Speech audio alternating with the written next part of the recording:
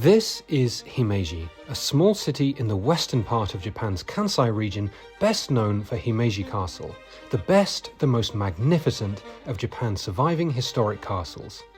In this video, we'll take a day trip from Osaka to share our version of an ideal day of sightseeing here. From atmospheric mountain temples to exquisite gardens, and of course, a deep dive into the many wonders of Himeji Castle. My name is Matt Evans. Join me on a one-day tour of Himeji City.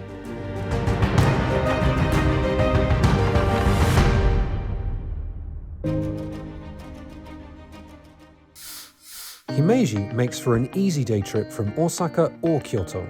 By Shinkansen, it can be reached in just 45 minutes from Kyoto or 30 minutes from Osaka respectively. By cheaper JR Special Rapid trains, the ride takes 90 minutes from Kyoto or 60 minutes from Osaka. Even cheaper are the direct Hanshin and Sanyo railway trains, which take about 90 minutes from Osaka Umeda Station. We'll start our trip in Osaka with a ride on the JR Special Rapid to Himeji Station. From there, we'll kick things off with a visit to Himeji Castle before taking a detour into Kokoen, a beautiful landscape garden just outside the castle walls. Next, we'll take a local bus and ropeway to the top of Mount Shoshazan, where we'll round off our time in Himeji by exploring the peaceful temple complex of Engyoji.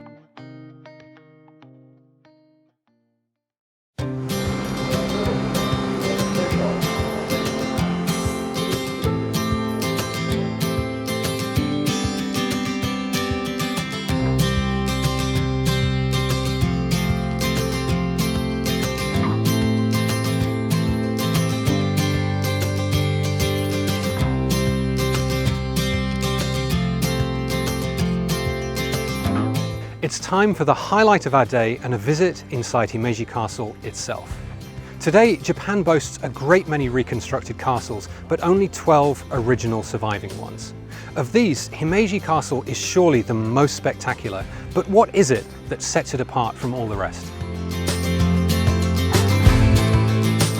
Built throughout the country from Japan's period of warring states through to the late Edo period, castles played a significant role both as fortresses in times of war and highly visible status symbols in peacetime. Today, the sites of thousands of former castles are known, but of these, only around 100 still have any remaining fortifications, while just 12 have a main keep dating back to the feudal period.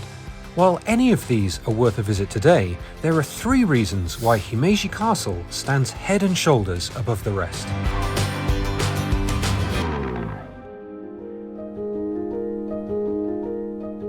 First, there's the unmatched level of preservation. While most surviving castles have lost many of their original structures and been significantly reduced in size, Himeji has kept its entire secondary circle of defense, its maze-like approach, and a large number of buildings, giving visitors an unparalleled sense of what it once was. Second, there's its large and complex main keep. Where most castles center on a single main tower, Himeji's branches into 3 interconnected sub-keeps, forming an intricate and highly distinctive cluster of towers.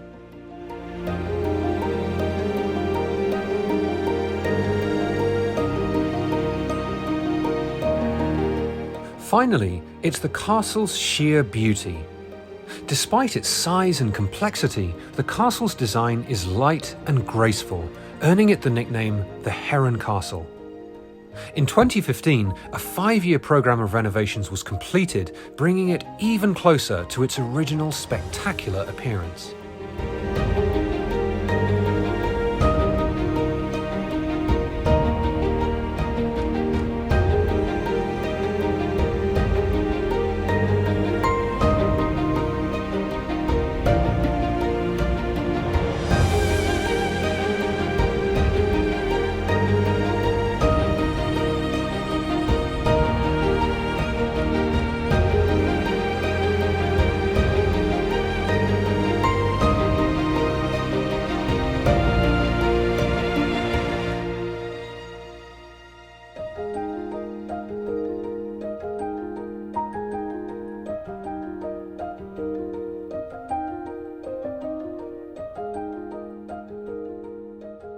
On our way out of the castle, we make a right turn into the beautiful landscape garden of Kokoen. Built in 1992 on what was the site of the Lord's residence, the garden is divided into 9 separate spaces, each with its own individual theme.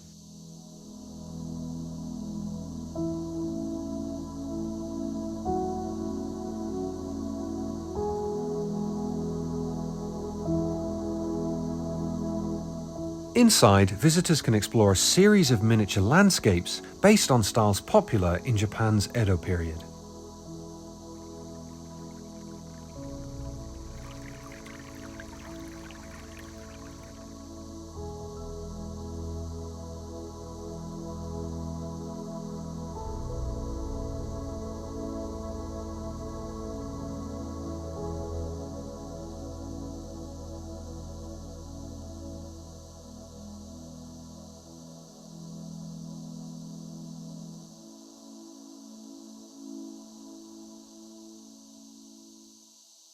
After exploring the gardens, we jump on a local bus to Mount Shoshazan.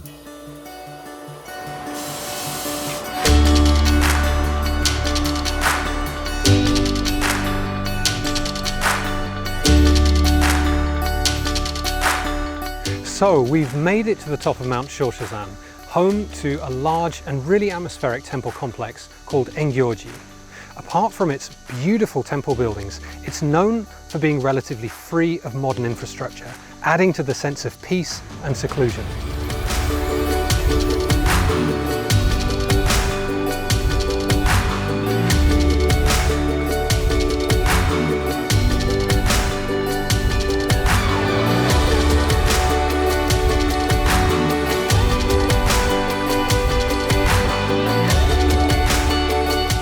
The temple's most important building, and a focus for the many pilgrims who visit here, is this, the beautiful Maniden Hall, dedicated to Nyorai Kannon and the temple's founder, Shokushonin. Built over the edge of a steep hillside and supported by hundreds of narrow wooden stilts, it's easy to compare with Kyoto's Kiyomizu-dera.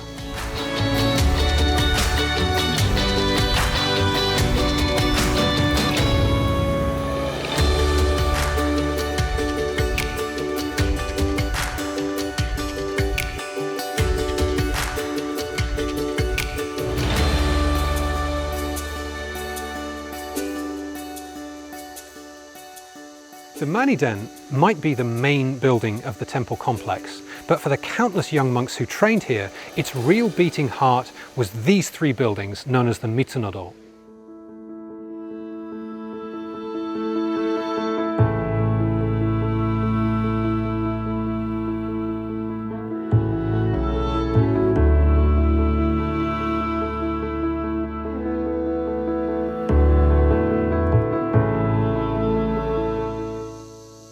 Just behind the 3 halls is another tranquil spot, the temple's inner sanctuary or okunoin. Behind me is the Kaisando or Founders Hall. It's the most important building in this part of the temple complex. It's a classic example of mid-Edo period temple architecture, with the roof supported by many highly elaborate interlocking pieces of wood. Another interesting detail can be seen at the corners, where a mythological beast can be seen hunched over, supporting the roof. In fact, one is actually missing, and legend has it that he ran away because he couldn't support the weight.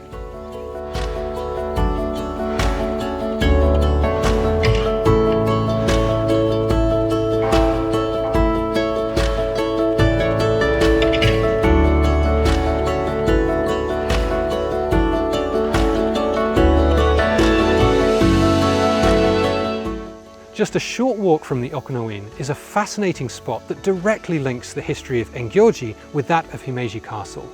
Behind me is a small graveyard belonging to the Sakakibara family, and right at the back, in pride of place, you can find 2 heads of the family who each, in their own time, served as Lord of Himeji Castle.